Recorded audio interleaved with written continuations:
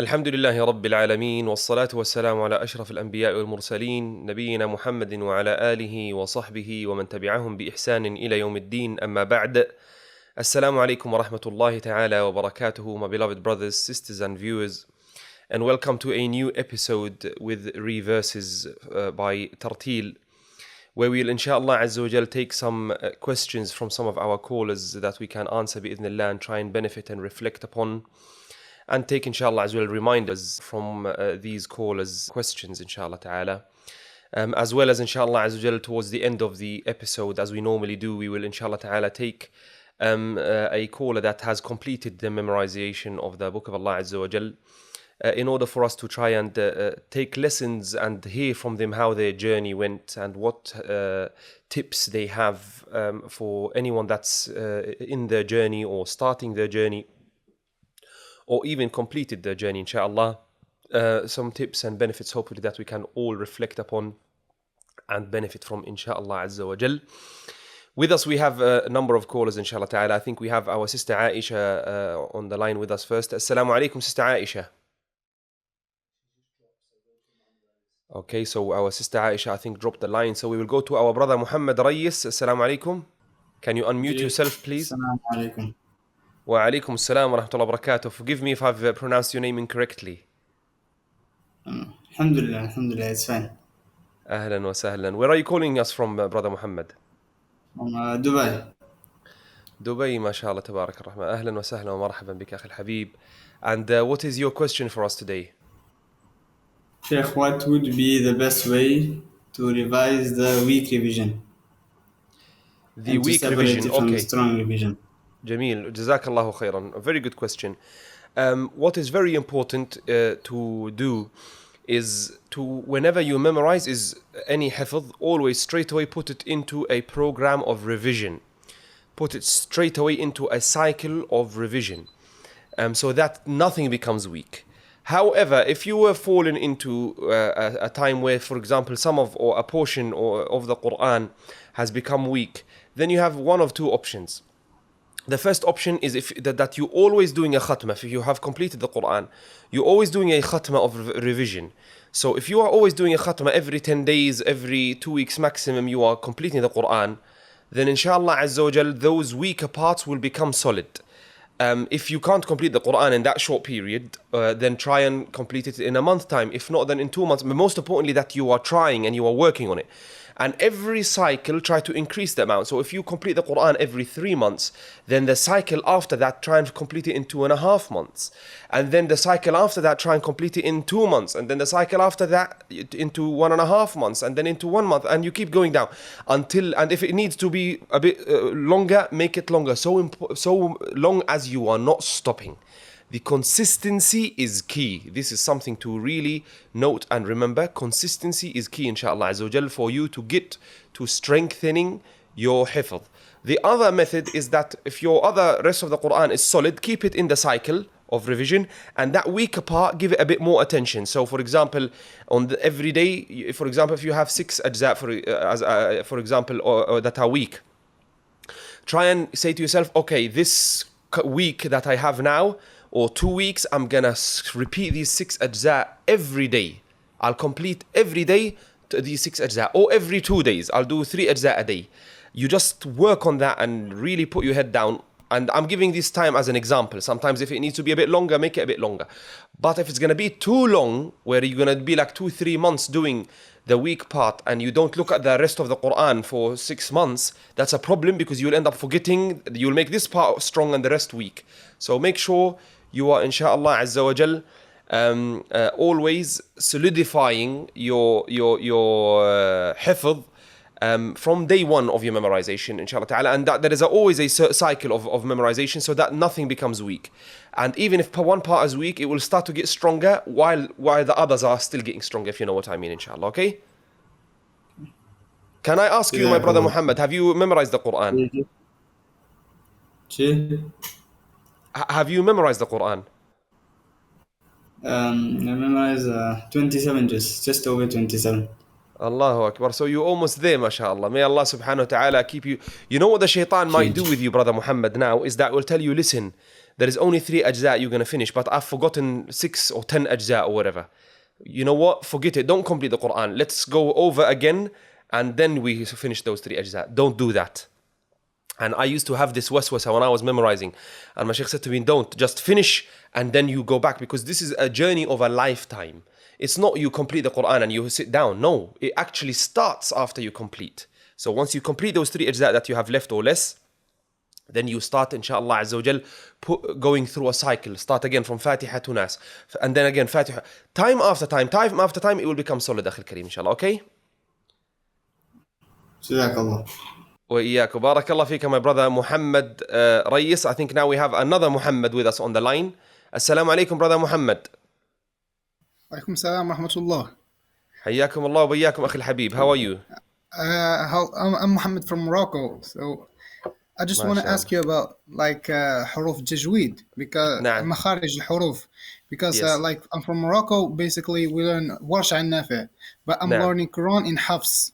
So the way of tajweed is really different, and I can't find on the internet some courses to follow so I can learn tajweed in the proper way. Yes. So do you have any advices concerning tajweed? In regards to where to learn from? Yeah, some courses online, YouTube, or anything. Yes.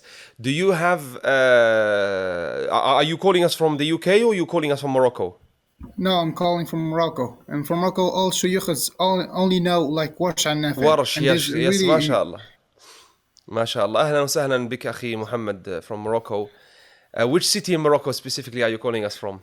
Casablanca.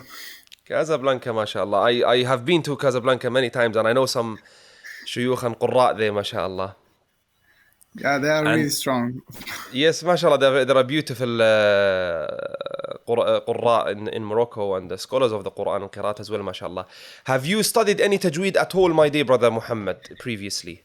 I started tajweed and Warsh and Nafi, but when I listen to Hifz like Afasi, etc., there is a difference. So I figured it out that I should learn the proper way, Hifz, and when I finish Hifz, because I learned it by mistake, I learned like 15 hizb by mistake in Hifz, so I said just continue to the end and start learning Warsh and Nafi. طيب, what I want to say is that, unless I misunderstood you, but Hifz and Warsh are both proper ways. يعني Hifz is a riwayah that the Rasul sallallahu alayhi wa sallam he recited in, so is Warsh. So it's not what Hifz is better than Warsh, just to note this thing for you. Or that Warsh is better than Hifz. They all, inshallah, qira'at that are authentic and that are equal bi'idhnillah azza wa jal. Yes, Allah azza wa jal has chosen for this riwayah, Hifz, by the qadr of Allah azza wa jal, that it has been Allah gave takhsis for this riwayah to be the most spread, but that doesn't mean that it is more authentic or anything of this sort. That's one thing. The other thing is, ya Akhil Habib, you in Morocco, I would advise you to actually study the riwayah of Warsh and to study the riwayah that is in your country. So what is the reason that you want to read Hifz and not Warsh? Is it because you said that you memorized the 15 ajza by mistake or in Hifz, or what is the reason? Yeah, this is the reason, because I didn't know that there is a difference. So I started learning. So when I arrived at 15 hizb, I wanted to learn Warsh because I know I did a mistake. But it's really difficult, to merge the two riwayahs. So yes. So No, said, okay. So just continue. Yeah, if you have already started and you are deep into your journey in your hifz, and it is definitely Hifz, then I would say to you, of course, finish it in Hifz. Even though, being in a country like Morocco, I would tell you it's better for you to start, of course, with Warsh, because that is what is the common and known riwayah that is recited in the country there. Like, as it's a mistake and that you have now done a lot of the Quran, 7.5 ajza from the Quran or 15 hizb from in the riwayah of Hifz, I will tell you, khalas, okay, do a khatma in Hifz, but make sure it is properly Hifz, that it's not mixed Hifz and Warsh.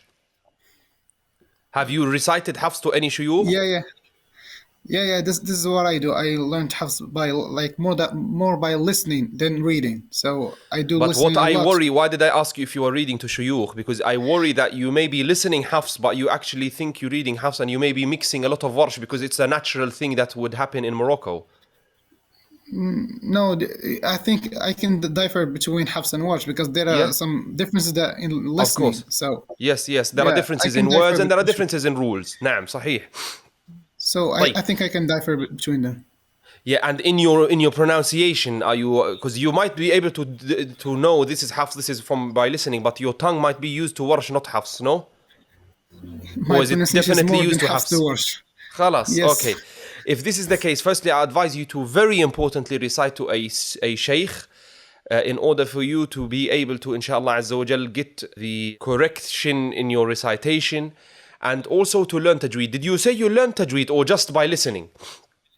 No, just by listening. But when I wanted to Like, learn, but yeah. No, I didn't sorry. find the resources. Okay. Now, there are, I'm sure, many resources online that you can benefit from. It's most importantly and most beneficial for you to actually learn in person with a teacher. But until that happens, I can recommend you to watch. There is a number of series I've done personally. My name is Musa Abuzaghleh. And if you search my name, inshallah Azza wa Jal, on YouTube, you will be able to find a couple of series where I have taught tajweed from A to Z. One of them that was done a number of years ago, maybe 7 years ago now, I can't remember the name of the channel, Read and Ascend or Read and Rise or something like that. And there is also a episode or a series of Tajweed where I explain Tajweed A to Z that has been done with Islam channel, I think a couple of years ago. So maybe go to the last one as it's the more updated version. And you could also listen to the one previously to that because it was a bit more detailed, if I'm not mistaken. I can't remember exactly. But the last one actually with Islam channel was also quite detailed, and I would recommend actually to go to that one and to watch that one, inshallah ta'ala. So if you Thank put it you on so YouTube, much. you will be able to find it, inshallah, okay? Yeah, I found And it. inshallah, I'm Musa sure there are many Abuzaghleh. others. And since you understand Arabic actually, then of course there are others that are much better than maybe mine, which are in Arabic, which is maybe more relevant to you. By many of the ulama and mashayikh. Many videos you will find on YouTube, inshallah ta'ala. Inshallah. Thank you so much. I think this is one of the best things that anyone can do, like to learn, to teach people about the Quran. I pray that God helps you more and keep guiding you. Thanks again. Jazakallah khair. Jazakallah khairan. May Allah bless you. I really appreciate your dua. And may Allah subhanahu wa ta'ala make it in the scale of your good deeds, Ya Rabbil Alameen. And to accept us and you. يعني, honestly, my brothers and my sisters, subhanallah al-azim, Allah subhanahu wa ta'ala has given blessings to the people of Qur'an. I ask Allah to make my brother Muhammad and myself and all the brothers and sisters with us from the people of the Qur'an and from those that Allah subhanahu wa ta'ala has given gifts. Allah, some of the ulama, they say there are 5 gifts that Allah subhanahu wa ta'ala has given to the people of the Qur'an. The first one is the shafa'ah. When the Rasul sallallahu alaihi wasallam, he says, "Iqra al-Quran, فإنه يأتي يوم القيامة شفيعا لأصحابه." That's number 1, which is a interceder or witness for its companion. Number 2 is al-rif'ah, the raising in the scale of good deeds, or the raising in this dunya and in the akhirah, inshallah ta'ala, levels and levels. As mentioned in the hadith of the Rasul sallallahu alaihi wasallam, اقرأ ورتل كما كنت ترتل في الدنيا فإن منزلتك عند آخر آية تقرأها. And another hadith of the Rasul صلى الله عليه وسلم where he says إن الله لا يرفع بهذا الكتاب أقواما. Allah Azza wa Jal will raise some people with this book of the Quran. So that was so we said the shafa'ah, and then we said the rif'ah, the raising. And then subhanallah as-suhbah, the companionship, where Allah subhanahu wa ta'ala, he gave the description and position to the people of the Quran. He says al-mahiru bil-Qur'ani ma'a as-safarati, أو في القرآن مع السفرة الكرام البررة. The one that is professional or a master in reciting the Quran is in level and reward with the angels. So this was the third one, the companionship or the position and honor that Allah subhanahu wa ta'ala gives. And then we also have the khayriyya, which what reminded me of this is actually what the brother said, that may Allah subhanahu wa ta'ala make you of those that are of the best of the ummah, that are always teaching. Because this khayriyya, the best of the people, the Rasul sallallahu alaihi wasallam mentions خيركم من تعلم القرآن وعلمه. The best of you are those that learn the Quran and then what? Move on to teach it. And the fifth and final one is what? Al-Ahliyah, the family or the people of Allah, which are what? the hadith of the Rasul sallallahu alaihi wasallam we've mentioned previously in one of the episodes, where the Rasul sallallahu alaihi wasallam says that indeed there are some people among humankind, or among people, there are a special family of Allah subhanahu wa ta'ala, and they are asked, who are they, Ya Rasulullah? He sallallahu alaihi wasallam said in the meaning of the hadith that they are the people of the Quran, the people of Allah azza wa jal, and His special and close ones, subhanallah al-azim. So we ask Allah azza wa jal to make us of those. And what I want to mention after this is that to gain these 5 gifts and blessings from Allah Azza wa Jal, we need to, inshallah, brothers and sisters, work on our heart and make sure our heart is pure and is sincere and is pure enough to a level where it can accept such a big gift like the Book of Allah, the Qur'an. Our hearts need to be clean enough and pure enough and sincere enough so that the Qur'an can come into it correctly bi'idhnillahi azza wa jal. Because we do not want to be, wal-'iyadhu billah, among the people that on the day of judgment we have thought that we have done good, but our intentions were not right, and we could be, wal-'iyadhu billah, of the people that the hellfire will start upon. This is mentioned in the hadith of the Rasul sallallahu alayhi wasallam, where he sallallahu alayhi wasallam, he mentions in the meaning of the hadith that some of the people that the hellfire will start with them, أول من تسعر بهم النار subhanallah, is who? Among them, the 3 groups, is a reciter of the Qur'an that recited, but he recited it for other than Allah subhanahu wa ta'ala's sake. He recited it so that the people can say, oh, he's got a beautiful voice, or look at this reciter, and so on and so forth. And this is a very thin line or hair, my brothers and sisters, between ikhlas, to be sincere, and to have, wal-'iyadhu billah, the opposite of that, to have riya, or to have other than Allah subhanahu wa ta'ala in your intention. And what I want to make a point about here is this person, when he stands before Allah subhanahu wa ta'ala on the day of judgment, my brothers and my sisters, he will be asked and he will be told, why did you recite the Qur'an? And he will say, I recited it, Ya Rabbi, for you, and so that I could make your word be heard, وهكذا. But what will Allah Azza wa Jal say to him? كذبت, you have lied, but you recited so that the people can say about your reciter. And he will be dragged on his face, وَالْعِيَاذُ بِاللَّهِ, and thrown into the hellfire. May Allah forbid us from those, and may Allah subhanahu wa ta'ala grant us ikhlas, sincerity, Ya Rabbi, and make all of what we do and what we learn and study and teach in the book of Allah Azza wa Jal sincerely for His sake alone, Ya Rabbil Alameen. What I want to note and mention here, my brothers and my sisters, is that we all know when you stand before Allah Azza wa Jal, you cannot lie. You cannot lie when you're standing before Allah subhanahu wa ta'ala. Because this day, subhanallah, your limbs, your tongues, your hands, your feet, everything will witness against you, or will witness with what you have done in this dunya, whether for you or against you. Walakin, why does this person say that? Does he have the guts to lie to Allah Azza wa Jal when he's standing before Him? Of course not. But it is because he actually thought he did it for Allah's sake when he was in this dunya. Because he was reciting the Qur'an, or he learned the knowledge and so on and so forth, and he thought he's doing it for Allah, and he started with a clear and a pure intention.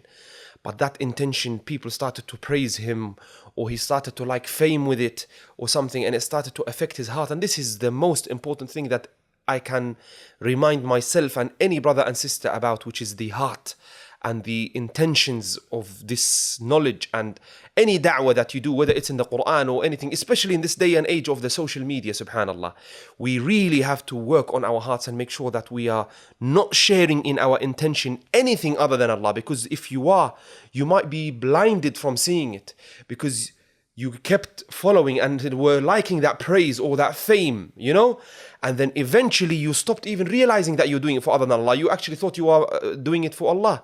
So this person, when he said, I did it for Allah, he actually thought he did it for Allah. What's the meaning of this? It means we should every day before we sleep and before we take an action, think and reflect and ask ourselves, what are we doing something for? Is it for Allah?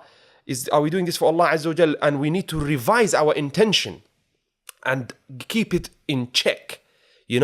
Some of the ulama of the Salaf rahimahumullah, they will avoid doing the muhaddithin. One of them, he stopped doing iqra of the hadith, subhanallah, for 20 years. And every time they ask him, I want to read to you, he will be like, La ajidu niyya. I do not find a sincere intention, so I do not want to give this hadith because I have other than Allah, or I'm worried for, subhanallah, 20 years he's doing tarbiyah to himself before he started to give a hadith or to teach again. And how about us, my brothers and my sisters, when we are nothing like those people? And this is why it's so important for us to learn the stories of the predecessors before us and to try and benefit from their stories and their experiences and how they treated the ilm, the knowledge, and how sacred it was for them, and how their etiquettes they had in learning, and how their etiquettes they had with their teachers and with their students, وهكذا. And most importantly, how they dealt with the matters of the heart so that they can keep their niyyah in check. This is what we all need to do. May Allah subhanahu wa ta'ala help us and guide us to the sincerest of intentions. Allahumma ameen. With this, we will move on to our Hifz that we have online with us, inshallah, our brother Mahmoud, that hopefully will share with us, inshallah ta'ala, some of his story. Assalamu alaikum, brother Mahmoud. Assalamu alaikum wa rahmatullahi wa barakatuh. Wa alaikum assalam wa rahmatullahi wa barakatuh, my dear beloved brother Mahmoud. Ahlan wa sahlan, and welcome to Reverses podcast, my brother. Thank you so much. This is Mahmoud Saeed. I'm from Egypt. MashaAllah, ahlan wa sahlan. But I live in UAE, Abu Dhabi. MashaAllah. I completed, memorized the Holy Quran when I was 20 years. MashaAllah. Right now, I'm starting with qur'an after completing the Ijaza from Asim with recitation Hifz and Shu'ba. I completed as well قراءة Ibn Amir and starting with قراءة Al-Kisai and the Khalaf al-Ashir right now. Allahu Akbar, MashaAllah. But I'm facing some issues right now to make a balance between revisions with Asim and complete with Qur'an, because my teacher pushed me to complete and starting to memorize the Shatibiyyah. It's too difficult than تحفة الأطفال or الجزرية. Too difficult the Shatibiyyah to starting and memorize for each week 15 bit. You have to finalize. My question is how to make a balance between to revisions, the Hifz, and completing the new Qur'an for Al-Kisai, and also completing the memorized the Shatibiyyah for each week. Have to finalize 15 bit from Matn. That's too difficult, but I feeling happy to make that, but I'm facing too hard to make a balance and to manage my time, to make a balance for that. But I'm trying to do the best from my effort. Yes. That's it. MashaAllah. طيب, you mentioned something about تحفة الأطفال and Jazariya. What about it? Sorry. Yeah. The Matn al-Shatibiyyah more than difficult. Okay, I see what you mean. Wallahi, subhanallah. To be honest with you, تحفة الأطفال أنا الجزرية تحفة الأطفال easy. الجزرية ما شاء الله is good.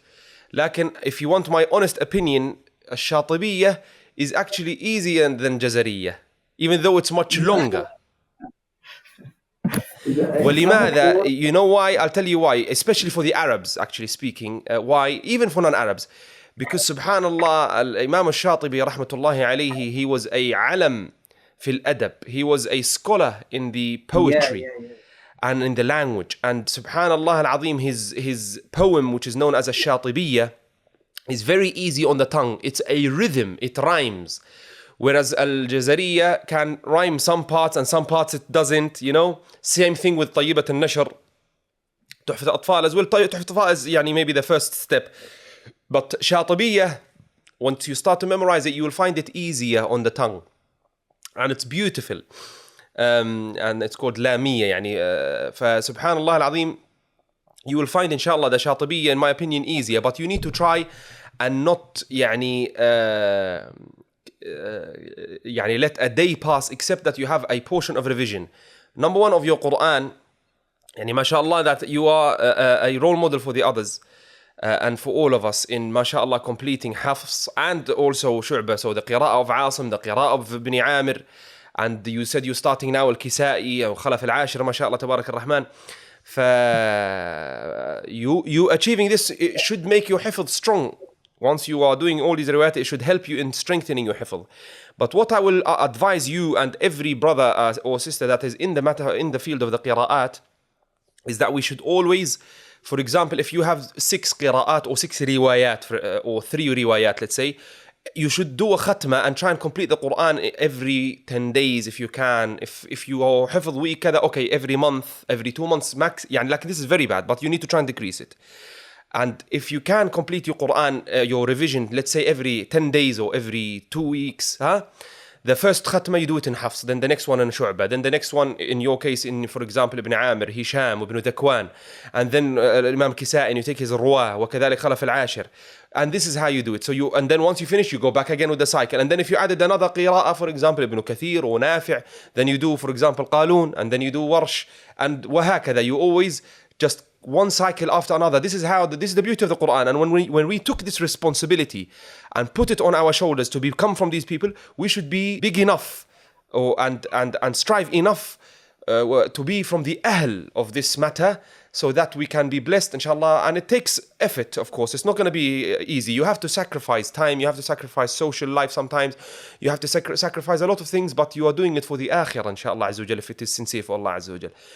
Continue in the path you are in, and inshallah, Allah will bless you more and more. But can I ask you a few questions, Brother Mahmoud? Yeah, sure. Thank you so much. Thank you, sure. So you said you completed the 20, the Quran when you were at the age of 20, or you started at the age of 20? No, I completed the Quran when I have 20 years ago. Oh, 20 years ago. How old are you now, mashallah? 33. 33. So you were 20 years ago. You were what? 33. No. I completed the Quran when I was 20. When I have 20. 13 years ago then. Okay, mashallah. Yes, 13 years ago, yeah. Allahu Akbar, mashallah, tabarak ar-Rahman. And how long did the memorization of the Quran take you, Akhi al-Kareem?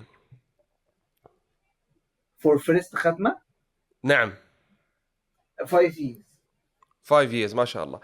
And yani, subhanallah, why I'm asking, yani, mashallah, this is a brother that's an Arab Arabic speaking person, and it took him 5 years to memorize the Quran. Some people will be like, this is a very long period. Lakin we go back and always say, a longer journey is athbatu lil qalb. It is stronger or better for the heart, better for the tarbiyah. It's more solid, inshallah, azza wa jal, and more beneficial, yes, bi'idhnillah, azza wa jal. Yes, Sheikh in Egypt, too hard to give you ijaza for Quran. If you make any mistake during the qira'ah, you have to repeat it again and again, to read well and pronunciation without any mistakes with the tajweed, without any mistake with the makharij. And our teachers, our mashayikh, just specific from Al-Azhar, my teachers, all of them from Al-Azhar, such too much hard to go next step without to make sure the last step too much well. Subhanallah al-Azim. This is very good. That's why maybe it take much time. Of course, this is the better way, because you get many more fruits and benefits from this, mashallah. May Allah bless you and reward you, Akhi Mahmoud. So if I can finalize with one nasiha you can give the brothers and sisters that are with us, what would you give them? Or a tip that you can benefit them from your experience and your journey in the memorization of the Quran. I advise him put it the Quran this first step for your life. First one. The priority, to have it at the top of your priorities. Yeah, you have to put it the first thing. You have to read for per day each, and at least one page, one ruba. You have to take it for every day. Don't leave it anymore. If you complete it, you can read more and more. You feel if you someday without any reading from the Quran, you feel something in your heart missing. You're missing something in your heart. You're feeling something missing. What have I do? I am not happy today. Something wrong by today. Why? Because the feed your heart doesn't complete. This is the Quran feed your heart too much. If you read more and specifically for memorize, not overall for reading.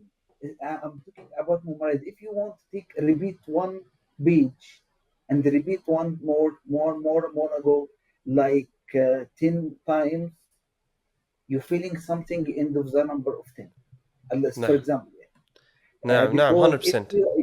You touch your heart. Subhanallah. The more you give from yourself to the Quran, the more you will take from the Quran. Yes, that's correct. جزاك الله خيرا يا أخي الكريم محمود, الشيخ محمود. May Allah bless you and reward you. Thank you so much for being with us, inshallah ta'ala. And with this, we will conclude today's episode. And before that, my brothers and my sisters, remember that everyone that we spoke to, they said, do not let a day go past except that you open the Quran and recite, even if you're not memorizing, even if it is one page. And I will tell you, even if it is one ayah. Do not let your day pass, except, my brothers and my sisters, that you are with the Quran, or some of the Quran is with you in that day of your life until you meet Allah subhanahu wa ta'ala. May Allah bless you all. May Allah increase you and us in khair. And we will see you all, inshallah azza wa jal, in our next episode, bi'idhnillahi azza wa jal. Until then, I will leave you all in the mercy of Allah subhanahu wa ta'ala. Assalamu alaikum wa rahmatullahi wa barakatuh.